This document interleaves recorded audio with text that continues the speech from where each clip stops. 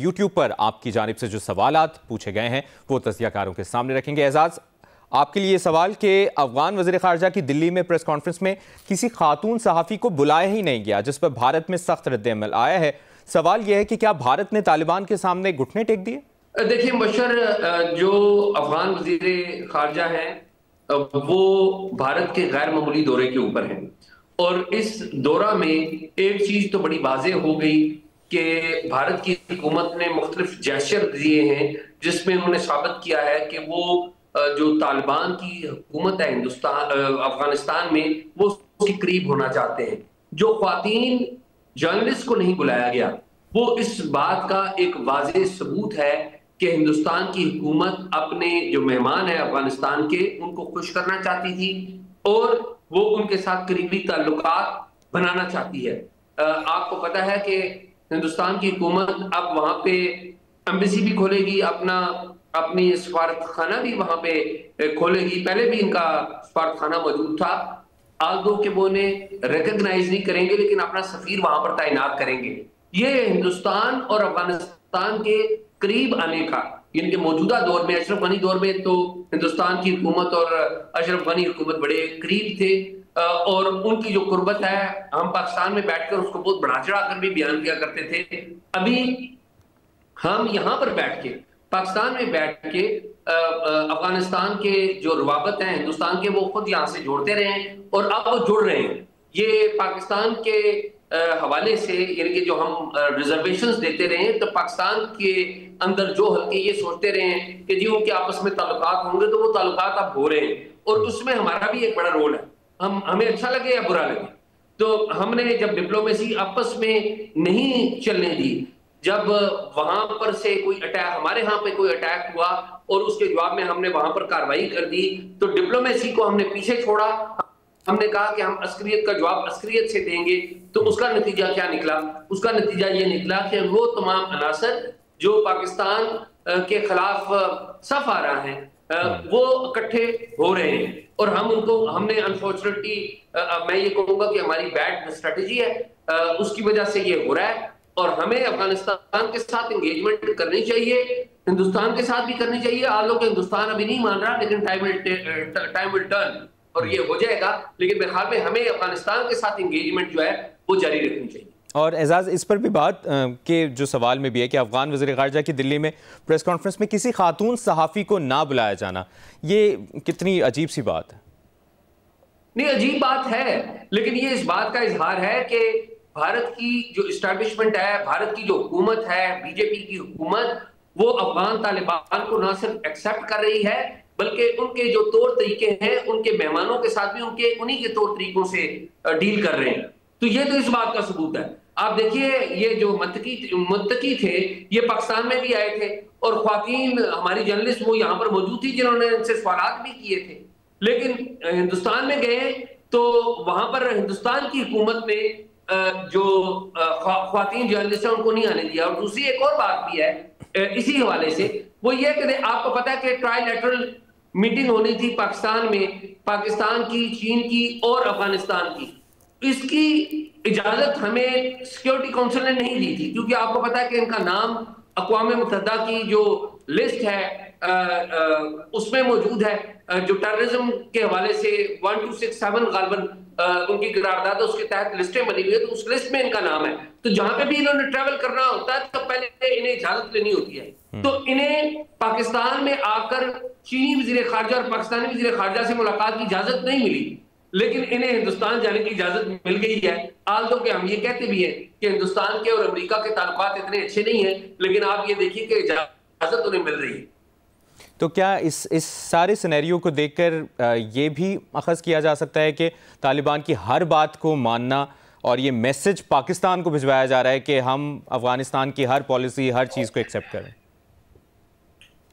देखिए मैसेज तो पाकिस्तान को भिजवाया जा रहा है या नहीं जा रहा, देखिए अफगानिस्तान और हिंदुस्तान के अपने भी ताल्लुकात हैं जिन्हें हम इग्नोर करते हैं।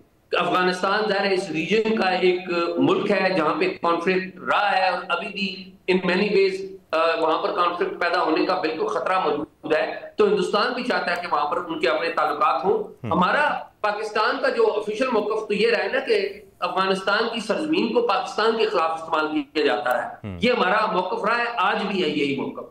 تو پاکستان کا یہ موقف رہا ہے ماضی میں کہ جی ہندوستان جو ہے اس سرزمین کو استعمال کرتا ہے، ابھی بھی کبھی کبھار اس طرح کا بیان آ جاتا ہے. اصل ایشو تو یہ ہے کہ ہماری افغانستان کے ساتھ انگیجمنٹ کیسی ہے. وہ دونوں ملک تو اپنا تعلق بنائیں گے، لیکن ہمارا انگیجمنٹ جو ہے لیول وہ کم کیوں ہے، اسے بڑھنا چاہیے اور ڈپلومیٹکلی بڑھنا چاہیے. ہمارے امبیسڈر صادق نے بڑی کوشش بھی کی ہے، لیکن آپ کو پتا ہے کہ یہاں پر ڈپلومیسی سے زیادہ اور قوتیں کچھ آ جاتی ہیں جو ڈپلومیسی کو پیچھے چھوڑ جاتی ہیں اور وہ خود فیصلے کر لیتی ہیں. ٹھیک ہے، آگے بڑھتے ہیں. اگلا سوال ارشاد بھٹی صاحب آپ کے سامنے رکھتے ہیں. یوٹیوب پر پوچھا گیا ہے کہ علی امین گنڈاپور کے استعفے کا اعلان تو پہلے ہی کر دیا گیا تھا، لیکن گورنر کو 3 دن بعد ہی موصول ہوا، جبکہ استعفے پر بھی 11 اکتوبر کی تاریخ درج ہے. یہ تاخیر محض انتظامی عمل کا نتیجہ ہے یا پس پردہ کچھ چل رہا ہے؟ جناب اسپیکر، میں تو حیران ہوں کہ استعفیٰ اتنا سست نکلا کہ وہ 3 دن بعد علی امین گنڈاپور سے پہنچا گورنر صاحب کے پاس. دونوں کا دفتر خیبر پختونخوا میں ہے، دونوں کا دفتر پشاور میں ہے. حیرانی کی بات ہے، بڑی حیرانی کی بات ہے. اور اب گورنر صاحب نے کنفرم کیا ہے کہ ریسیوڈ ہو گیا ہے. پہلے ایک یہ بھی اطلاع آئی تھی، افواہ اڑتی آئی تھی کہ وہ ٹائپ شدہ شاید استعفیٰ ہے تو شاید وہ منظور نہ ہو.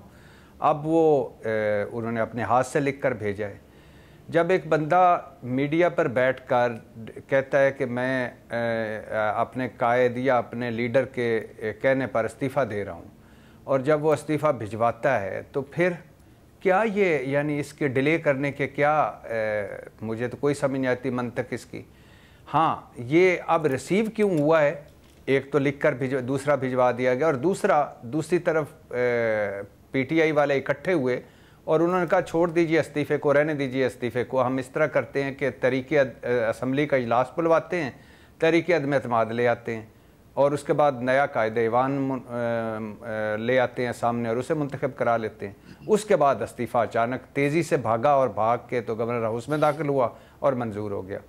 تو کیا اس ڈیلینگ ٹیکٹس صوبہ دیکھیں، دہشت گردی دیکھیں، اپنے حالات دیکھیں، اپنی چیزیں دیکھیں، اور اپنے ہم جن چیزوں میں پڑے ہوئے ہیں وہ دیکھیں. چیزیں مل کر کریں، بیٹھ کر کریں، پاکستان کے لیے کریں تو چیزیں بہتر ہوں گی. بینظیر، صدر ڈونلڈ ٹرمپ اگلے ہفتے مصر میں غزہ پر عالمی سربراہی اجلاس بلانے جا رہے ہیں، جہاں کئی ممالک کے رہنما شریک ہوں گے، اور اسی دوران یرغمالیوں کے تبادلے کی ڈیڈ لائن بھی قریب ہے. یہ اجلاس غزہ میں امداد اور دوبارہ آباد کاری کے عمل پر کیسے اثر انداز ہوگا؟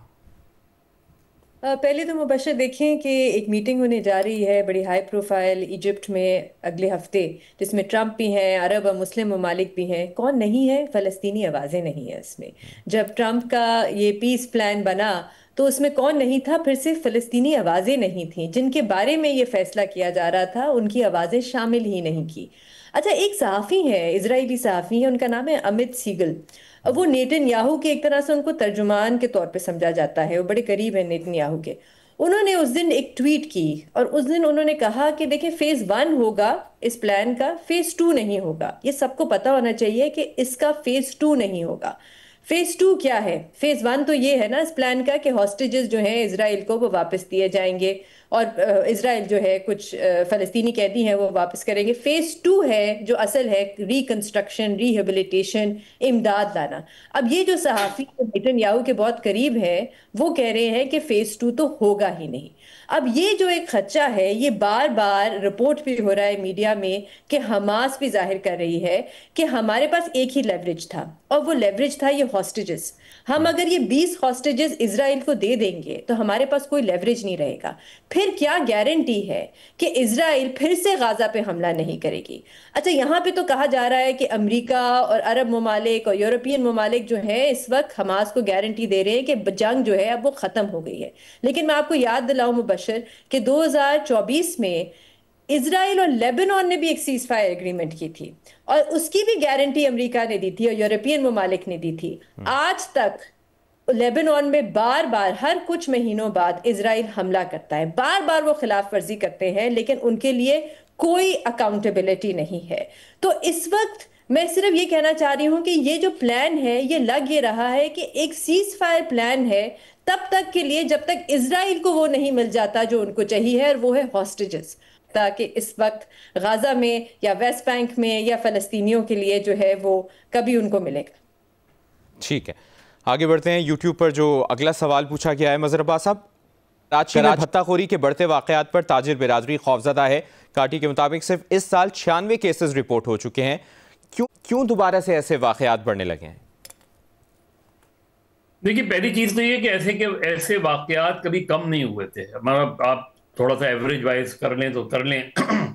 اب یہ کہ یہ پرچی کہاں سے آئی، کس نے دی، کس طریقے سے دی، یہ تو وہ تاجر بتا سکتے ہیں کہ جن کو کوئی، کیونکہ نارملی کوئی آرگنائزیشن کا نام لکھ کر بھی دے دے تو ضروری نہیں ہے کہ وہ آرگنائزیشن وہی ہو یا پرچی اسی نے دی ہوئی ہو.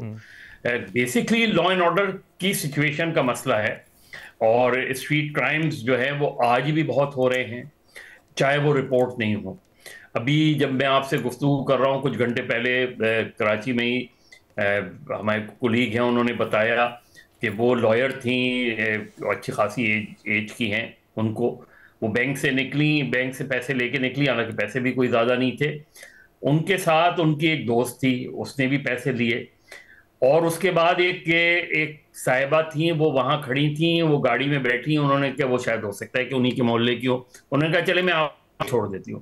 وہ گاڑی میں بیٹھی اور ان دونوں کو جو بیٹھی ان کے ساتھ، ان کو وہاں اغوا کیا گیا، سوراب گوڑ تک لایا گیا، مارا پیٹا گیا، اور اچھا خاصا ان کو جو لائر ہیں ان کو تو اچھا خاصا زخمی کیا گیا، اور پھر وہاں سے اتار کے ان کے ہاتھ میں 1000 روپے پکڑائے گئے. فائل سنیچنگ ہوتی ہے وہ بہت کم رپورٹ ہوتی ہے. ہاں اگر زیادہ پیسے ویسے چلے جائیں تو شاید پولیس اسٹیشن جانا، ایف آئی آر کٹوانا، اس کے بعد جو کچھ ہوتا ہے وہ ایک الگ پروسیس ہوتا ہے، پھر اس میں پولیس کا بھتہ بھی آ جاتا ہے اس کے اندر.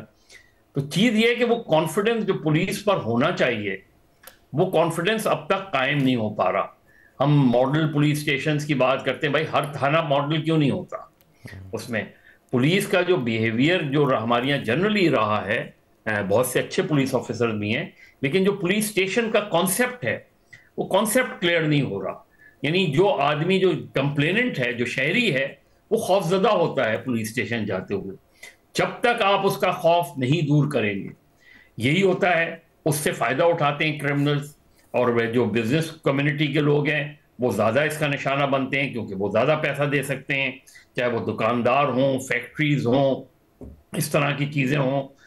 تو یہ اوورآل اس چیز کو ایڈریس کرنے کی ضرورت ہے، اس کو بہت ہی سائنٹیفکلی ایڈریس کرنے کی ضرورت ہے. دیکھیں کتنا بدقسمت شہر ہے، پاکستان کا سب سے بڑا شہر ہے. کیا وجہ ہے کہ کراچی کے اندر پچھلے 10-15 سالوں میں آپ ایک پروجیکٹ لگاتے ہیں، وہ اس میں سالوں لگ جاتے ہیں. اب بھی کہا جا رہا ہے کہ جی 12,000 پتہ نہیں کتنے ہزار کیمرے لگائے جائیں گے. بھائی کیوں نہیں لگے اب تک؟ کیوں سیف سٹی پروجیکٹ کا جو کاسٹ ہے وہ آلموسٹ 400% زیادہ ہو گئی ہے؟ تو اتنا نگلیکٹڈ سٹی ہے، ایڈریس پتہ نہیں کیوں نہیں کیا جاتا. پتہ نہیں سندھ گورنمنٹ کس چاہے یہ وہ پچھلے 15 سال سے تو یہی سندھ گورنمنٹ چل رہی ہے نا. تو پچھلے 15 سال میں سیف سٹی پروجیکٹ کیوں نہیں لگا؟ کوئی وضاحت ہے اس کی؟ کوئی وجہ ہے اس کی؟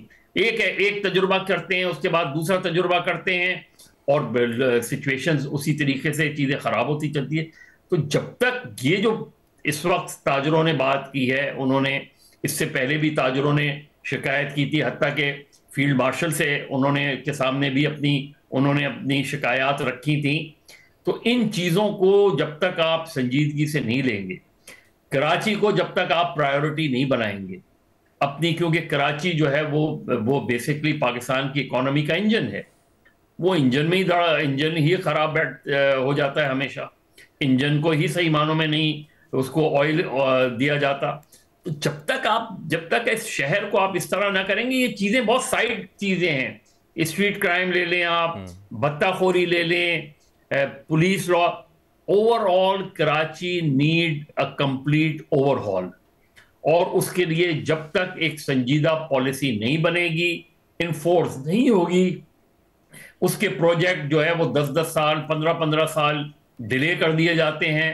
پرائیورٹی نہیں ہے. پنجاب میں اتنی ڈیولپمنٹ ہو رہی ہے کہ یہاں کیوں نہیں ہو رہی ڈیولپمنٹ؟ وہاں سڑکیں بن رہی ہیں، یہاں سڑکیں کیوں نہیں بن رہی ہیں؟ اس میں وہاں آپ بسیں لے آئیں، سڑک ہے نہیں، تو ان بسوں کا کیا ہوگا پھر؟ اسی طریقے سے کرائمز ہیں، اسی طریقے سے آپ کے پولیس اسٹیشنز ہیں جو، تو اوور آل کراچی کو جو ہے وہ بہت سنجیدگی سے لینے کی ضرورت ہے، یا تو ڈمپ کر دیں کراچی کو اکنامکلی جو ہے وہ بالکل ایک شہر جو پورٹ سٹی ہے، جس کو اکنامک ہب کہتے ہیں آپ، جس کو منی پاکستان کہتے ہیں آپ، سارے القابات سے کراچی کو نوازا جاتا ہے، لیکن کراچی کی اونرشپ نہیں لی جاتی اور اس اونرشپ کو صحیح طریقے سے ڈیل نہیں کیا جاتا، اسی لیے یہ کرائسس کھڑے ہوتے ہیں۔